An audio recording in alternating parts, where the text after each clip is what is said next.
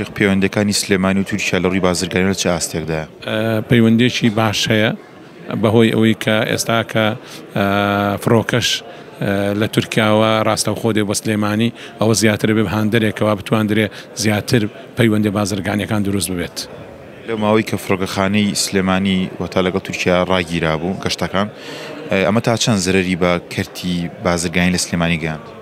لە ڕووی معنەویەوە ئێمە تقریبا لەوانەیە زەرمان کردوێت چونکە نەمانتوانیوە ڕاستەوخۆ سەفەر بکەین نەچوینە شوێنێکی تر سەفەرمانە کرد.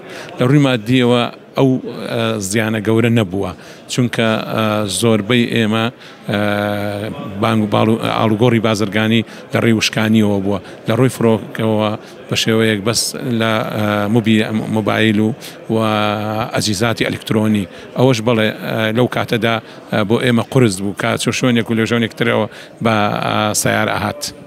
ئێستا دەکە فڕۆکەخانەکە کراوەتەوە جارێکی دیکە ئەمە تا چەند کاریگەری لەسەر بژانەوەی هاوردە و ناردنکاران دروست کردووە؟ ئەو فڕۆکەی کە لە تورکیاوە فڕێ ڕاستەوخۆ بۆ سلێمانی ئەبێتە هۆی زیاتر بژانەوە لە ڕووی مادی و معنەویەوە.